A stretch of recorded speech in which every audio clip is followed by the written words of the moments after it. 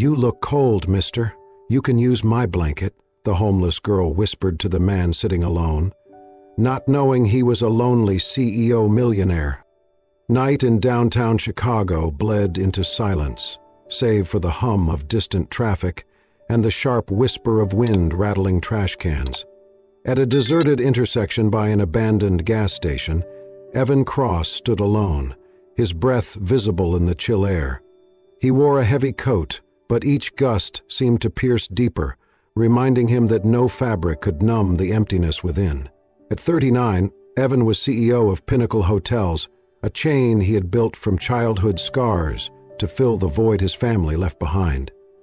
Tonight he was far from boardrooms and business flights, standing beneath a flickering street lamp, smaller than ever. From the shadows beside a rusted, decrepit van parked behind a closed bakery, a figure emerged. A young woman with golden hair that caught the faint light like threads of spun sunlight. She approached cautiously, clutching a thin, frayed blanket to her chest. When she spoke, her voice was calm yet soft, matching the quiet night. "You look cold, mister. You can use my blanket." He stiffened at the offer, about to refuse, but before he could speak, she placed the worn blanket in his gloved hands. It landed gently, as if she were offering him something fragile and rare.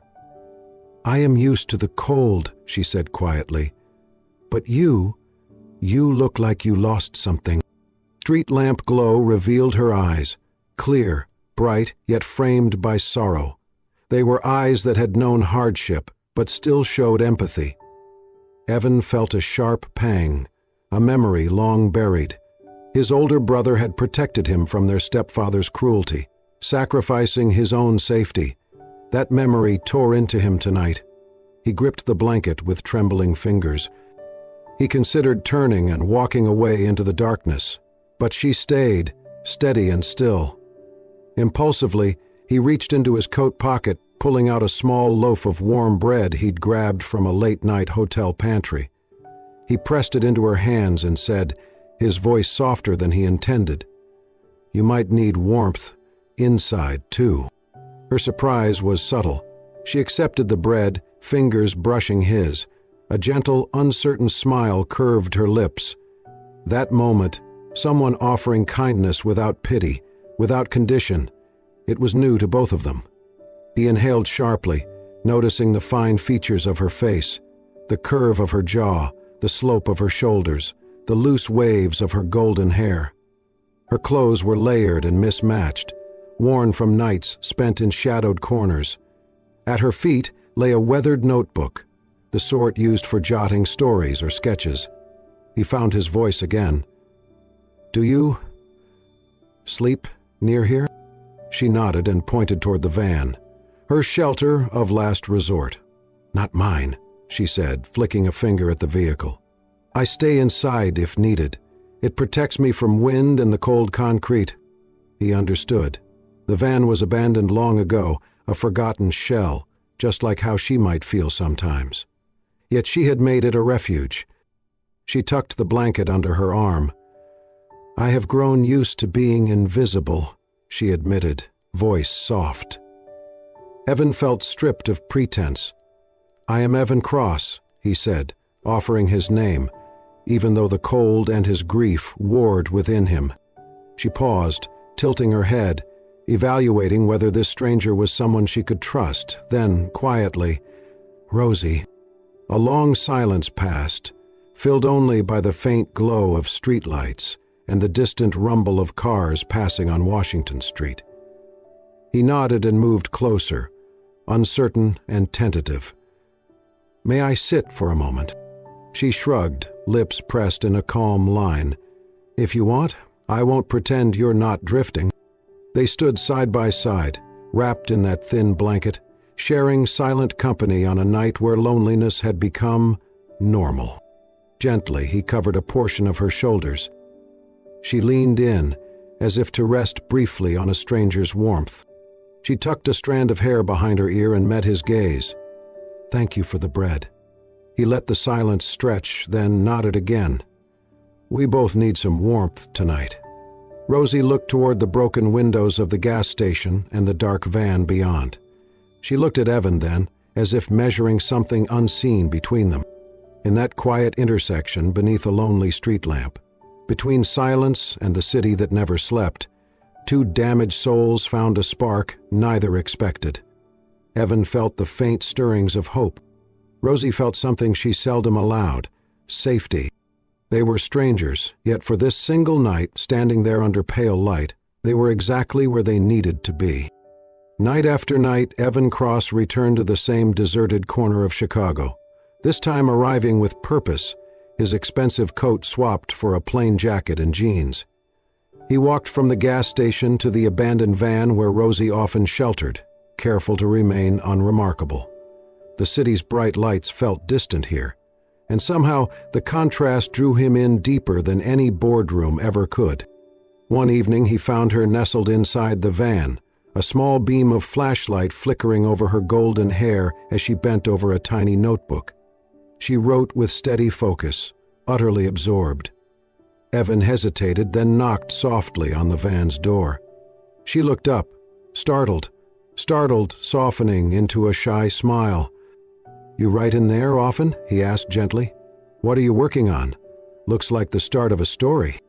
Rosie lowered the light, cheeks coloring under the faint glow. "Just little stories for children," she admitted, a quiet humility in her voice. "I used to teach preschool. Now I write them, so I do not forget them." Her confession struck him. He slid a hand into his jacket, passed, and emerged with a steaming cup of hot cocoa he had purchased from a 24-hour convenience store a block away. He extended it carefully. "I got this for you," he said softly. "You need it more than I do. The kids, your students, they would love having a warm teacher." Rosie blinked, her fingers trembling slightly as she accepted the cup. She wrapped both hands around it, closing her eyes briefly, drawing in the heat. "Thank you," she murmured. They shared a quiet moment in the hush of the empty street. The wind rustled debris near the gas pumps. Evan stayed silent, watching her hold that cup as if it were a fragile treasure. She finally looked up, meeting his eyes, and the air between them felt different, comforting rather than lonely. Rosie cleared her throat before speaking. I lost that job because I reported my boss for inappropriate behavior. He denied everything, and the school refused to hear my story.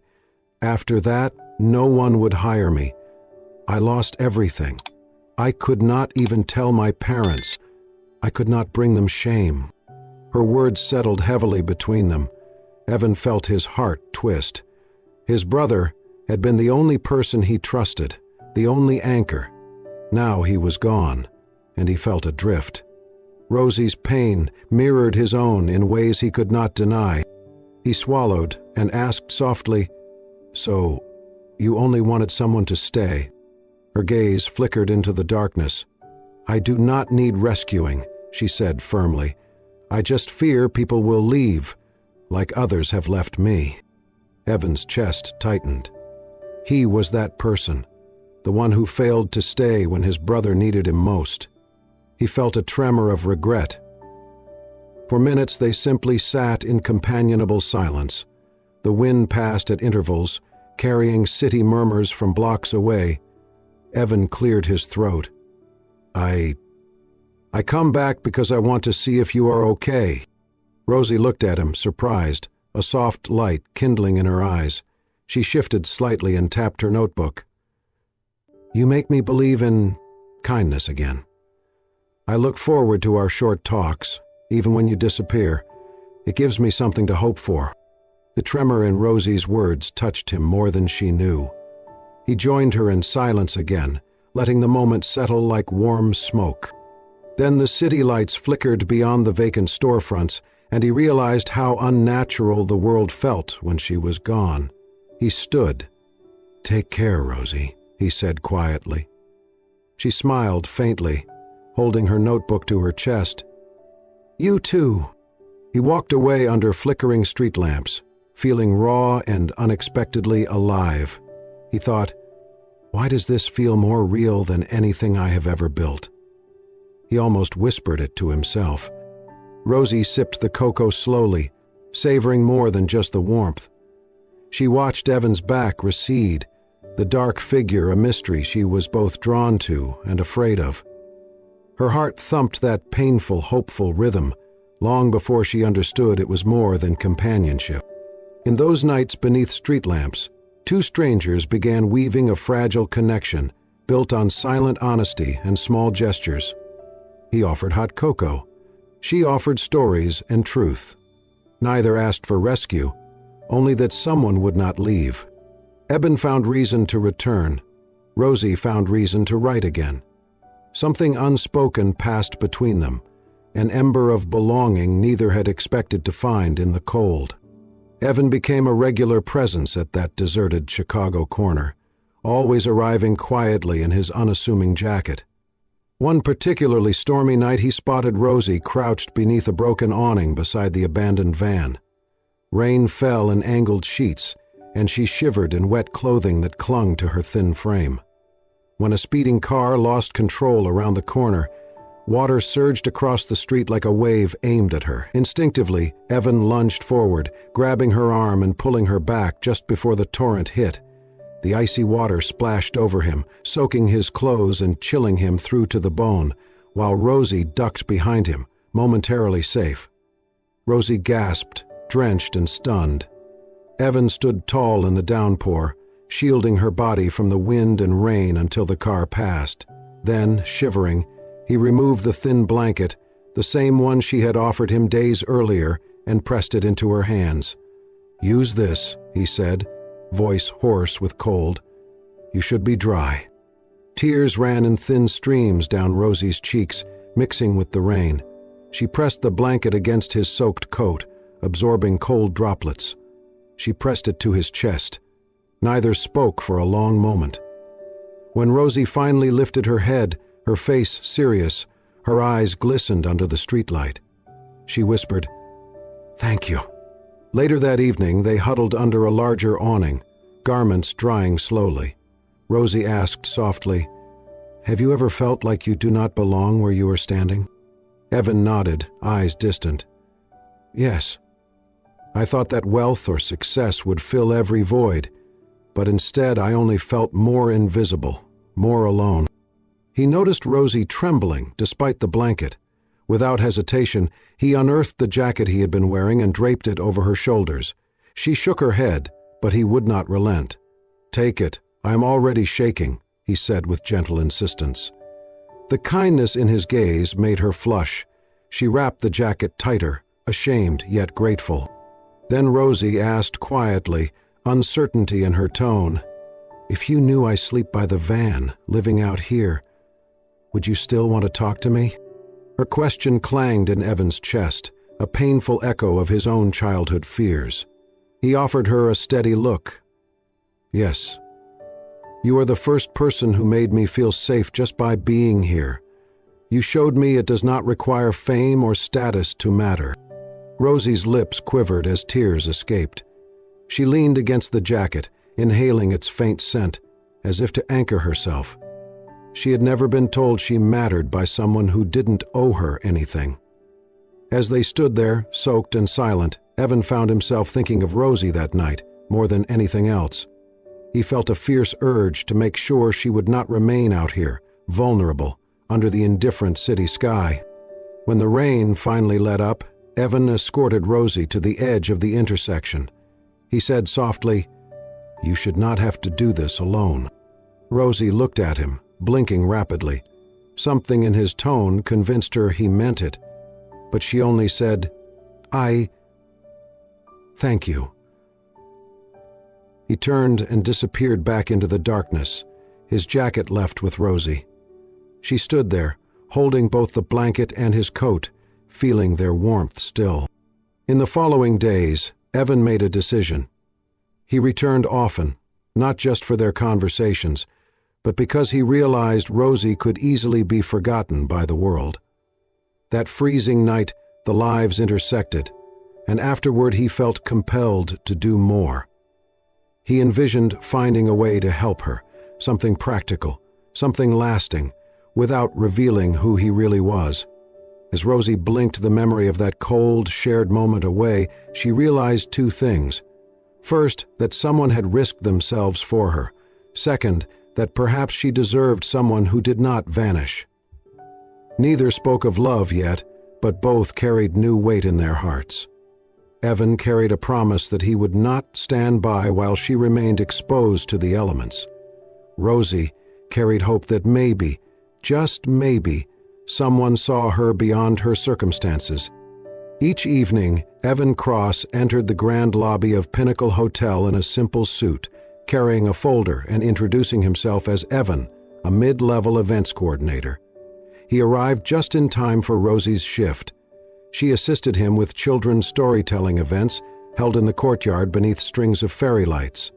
With a small notebook in hand, Rosie read tales of kindness and courage. From a discreet corner, Evan watched her. The children leaned forward, entranced by her warm, golden voice.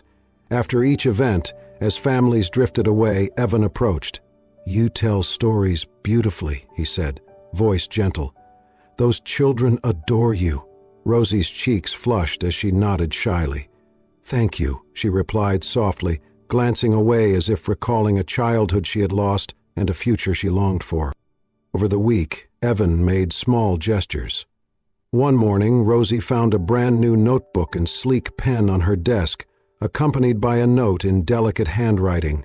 "Keep writing your stories."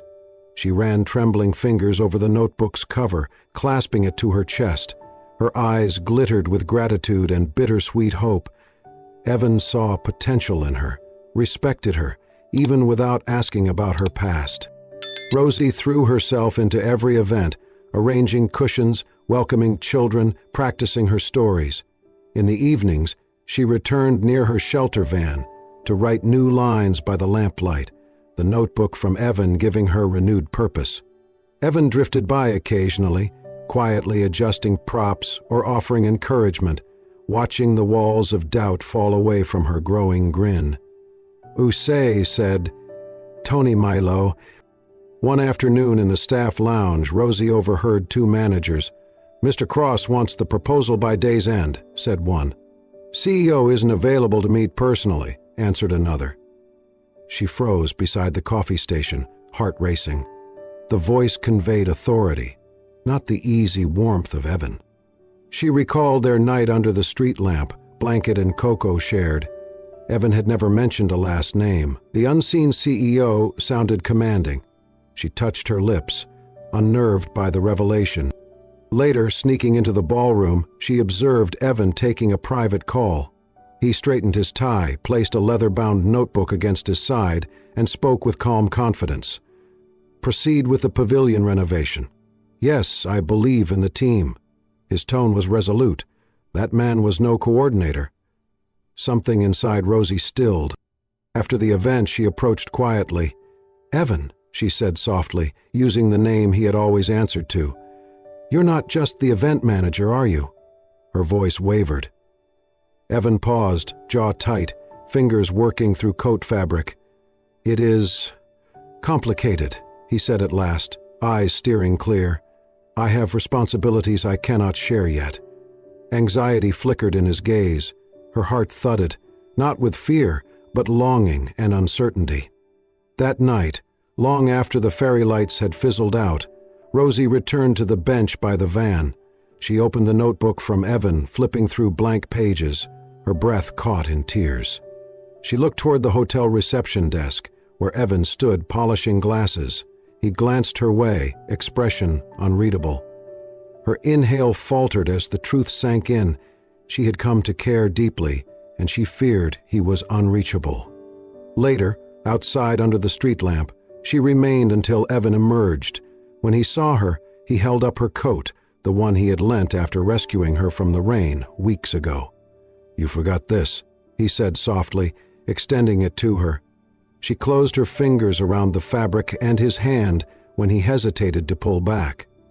That simple gesture spoke volumes, mutual reverence, growing affection, and unspoken fear. Evan turned and walked away without another word. Rosie stood rooted, clutching both the notebook and coat. Her hands trembled, resolve settling in. She whispered to herself, "I cannot uncare now." And Evan, walking into the night, thought only, "I must protect her, but will she let me?" Walt said, Evan trembled, and when he did, they had stepped together into his world, a world of corridors, key cards, and rigid roles. But neither had yet bridged the truth between them. Yet beneath it all, something fragile and hopeful simmered, waiting to be claimed. Evan avoided the city corner for days. The street lamp visits stopped. He buried himself in the office, navigating tense negotiations and investor demands. No calls, no cocoa. Rosie noticed his absence. Each evening at the storytelling events, she carried on, smiling for children, but something inside her felt hollow. Without Evan's quiet presence, her tasks turned mechanical. She kept wondering, had she done something wrong? One afternoon, during a break, she confided in a colleague. "I feel out of place," she whispered. "Maybe he only spent time with me because he felt sorry for me." The colleague offered kind words, but Rosie only smiled faintly and returned to work, heavier with doubt. A few days later, an unexpected message arrived, a request from corporate to review event feedback in the executive office. Rosie hesitated before entering the elevator. When the doors opened onto the top floor, the marble corridor felt too quiet, too polished. A staff member directed her to the leadership wall. There it was, the first portrait, Evan Cross, Chief Executive Officer. His image, confident, composed, stared back from the glass. Rosie's breath caught. The truth sank in like ice water. James, the kind man who brought cocoa, who smiled at her stories, was also Evan Cross. He had hidden this. Every soft moment, every late-night visit, she replayed them now with doubt. She turned and hurried back down the stairs, fighting tears. Outside, night had fallen. She collapsed beside the rusted van, pressing her cheek to the cold metal, her heart breaking in silence.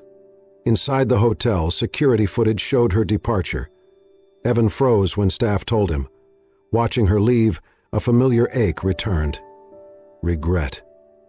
He returned to his office, replaying every word he hadn't said. He had hoped she'd never find out this way. He had hoped he could be just Evan.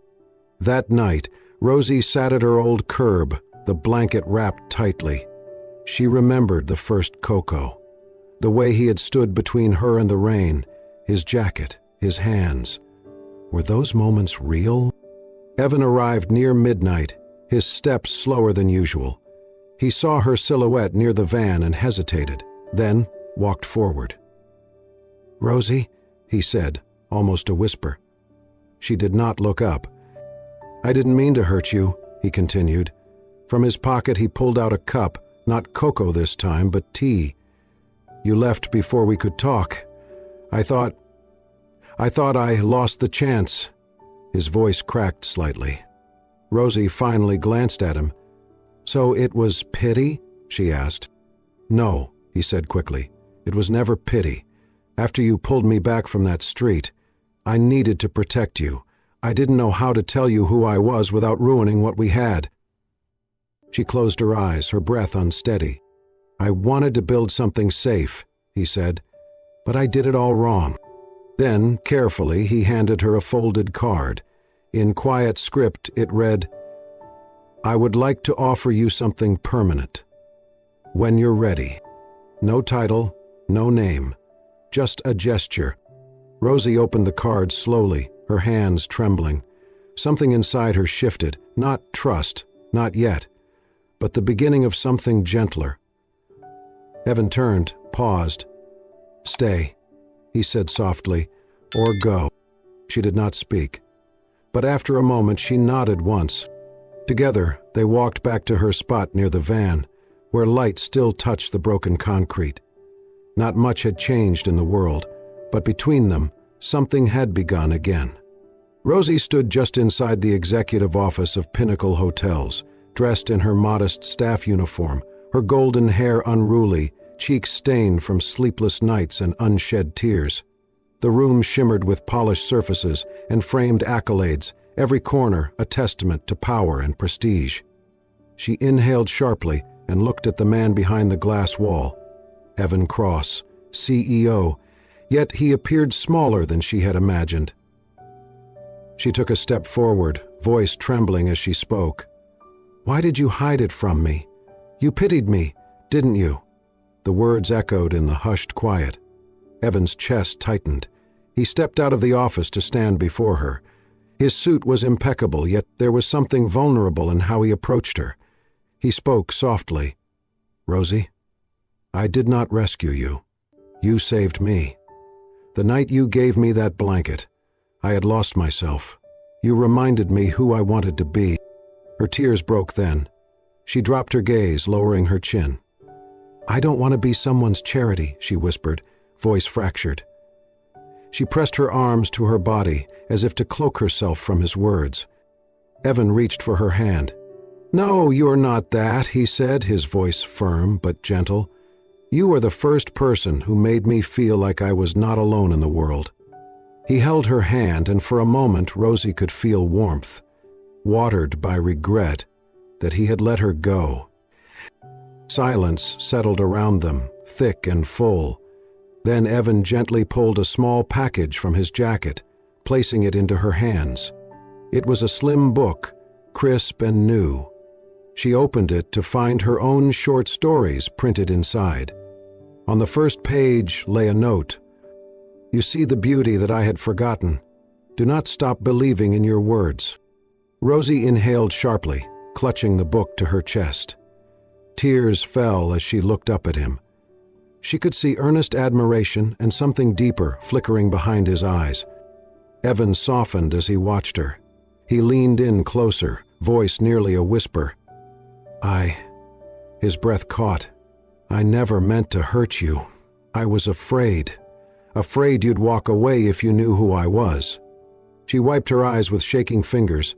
He remained silent and steady. The tension in her tightened shoulders eased slightly.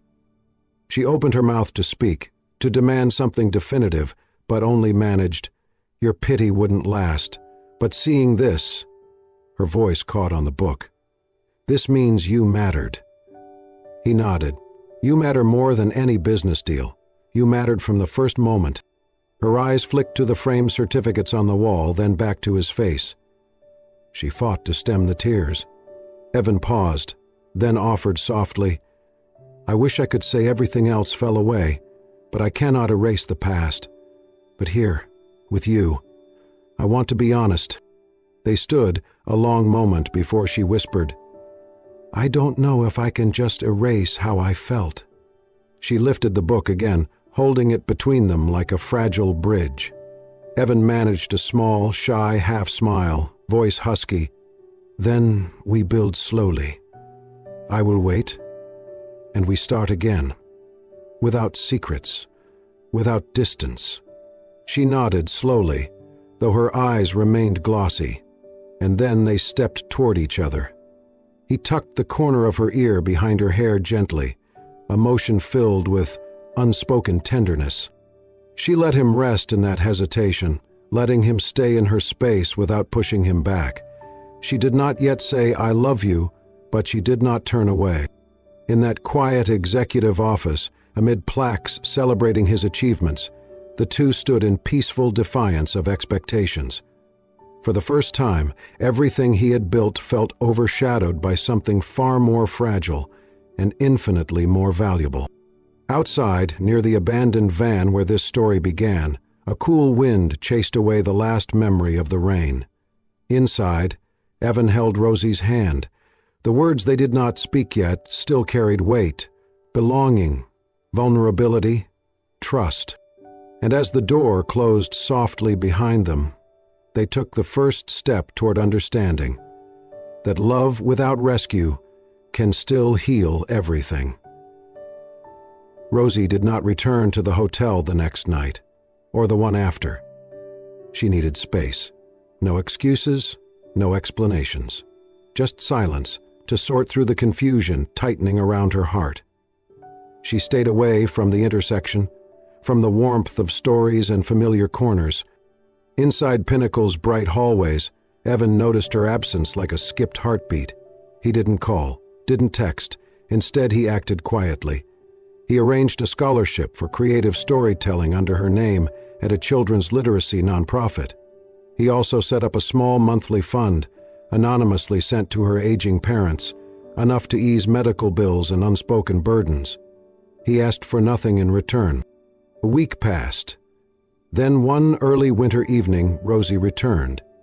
The hotel lobby glowed with soft golden lights. She walked in slowly, pausing when she spotted Evan, in a plain suit, by the front desk. Her voice was low, uncertain. "I don't know if I belong here anymore, but thank you for letting me try." Evan stepped forward. "Rosie," he said gently, "you belong, more than anyone I know. You deserve every good thing that comes to you." "You?" She gave a slight, unsure smile and turned toward the staff corridor until she spotted a sign. A special storytelling evening open to the public, hosted right in the courtyard. It was tonight. Later, as families gathered beneath fairy lights, Evan stepped to the small stage. "Tonight's storyteller," he announced, "is someone whose words make the world softer. Please, welcome Rosie." He turned, eyes proud, as Rosie stepped into the glow. Her voice, steady but tender, filled the space. She read tales of quiet courage and hope found in small acts.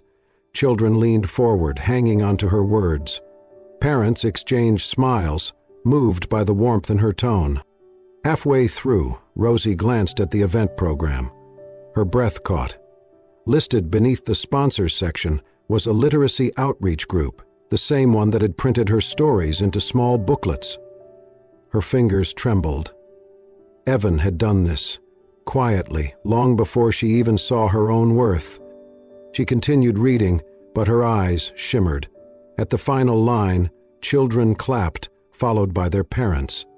Rosie bowed deeply, her tears falling freely. Backstage, Evan handed her the printed program. "I wanted your stories to reach beyond this place. They matter, Rosie. You matter." Rosie looked at him, voice soft and trembling. "You saw me, even when I couldn't see myself." He smiled. "You made people feel warmth again, with nothing but your voice and a notebook." They stepped outside, under the same street lamp that had once introduced them. But tonight the silence between them wasn't filled with questions. It was comfort. Evan brushed a damp strand of hair from her face. She didn't pull away. Her head rested on his shoulder, and her hand settled lightly on his arm.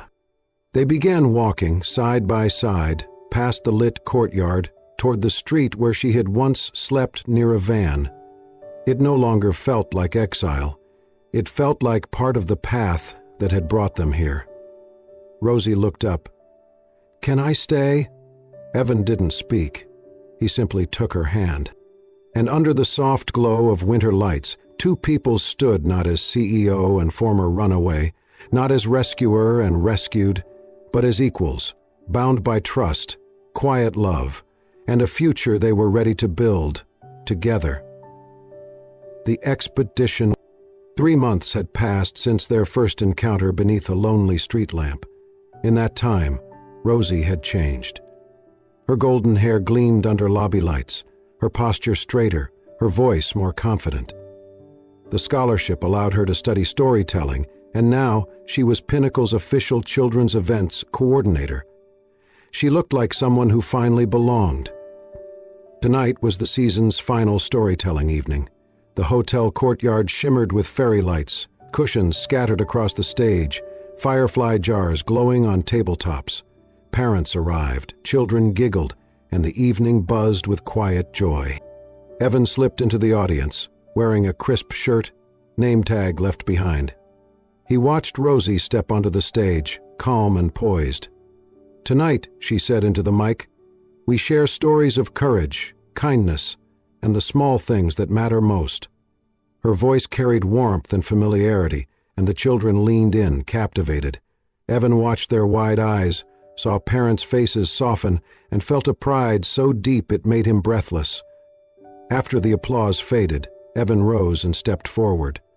"Rosie," he said softly, "you've made this place feel like home, for all of us." Their eyes met, and she blushed, holding her notebook to her chest. Later, Evan took her to the hotel's rooftop balcony. The Chicago skyline sparkled below, and the intersection where they first met glowed faintly in the distance. It no longer looked cold, it looked like destiny. Evan turned to her and took both hands. "Rosie," he said gently, "I've loved you since the night you gave me that blanket. You brought me warmth and reminded me who I wanted to be. I don't want to be your CEO. I want to be the man who walks beside you." She touched his chest, feeling the steady rhythm beneath her palm. "Evan," she whispered, "you made me feel like I was enough. You gave me a place where I could be me." He leaned in, their foreheads brushing before their lips met in a soft, tender kiss. City lights twinkled around them like stars joining in celebration. From the doorway, Sophie, a young volunteer from the hotel's program, clapped with delight. "You two are the best love story I know," she laughed, disappearing as quickly as she came. Evan chuckled, then pulled a small leather-bound book from his pocket. He opened it and handed it to Rosie. The first page read, "The Corner Where I Found You." Beneath the title, "The Night I Found Someone Made of Warmth." His handwriting was awkward, but heartfelt. Rosie's eyes shimmered as she held it close. "Your first story?" she asked softly. "Our story," he replied. Inside, the ballroom held one last surprise. Staff had gathered behind a new banner, Warm Corners, an initiative Evan and Rosie had designed to support community storytelling and provide shelter for the unhoused. Rosie's voice was now at the center of something greater, an echo of kindness for others. Outside, under the night sky, they stood hand in hand. Evan rested his forehead to hers. She traced his cheek with her fingers. No more words were needed. They had come through pain and found something true. Love, born not from grand gestures, but from simple warmth, shared honestly. Below, the old intersection waited, no longer a place of loneliness, but the beginning of everything. Evan whispered, "This is home." Rosie smiled, lighting up his world. If this story touched your heart, even just a little, then maybe it reminded you of something we all need to hear. Sometimes, the smallest act of kindness can save someone's life. A blanket, a story, a listening ear. These things may seem small, but in the right moment, they mean everything. Evan and Rosie found each other not in boardrooms or ballrooms, but on the cold sidewalk where one soul saw another, really saw them, and from that one whispered offer of warmth, a life was rebuilt, and a love story began. If you believe in love that heals, in kindness that changes lives, and in second chances that come wrapped in quiet moments, then you're already part of our community. So if you haven't yet, please take a moment to subscribe. Let's keep telling stories that remind us we're not alone, because somewhere out there, someone is still waiting to be seen.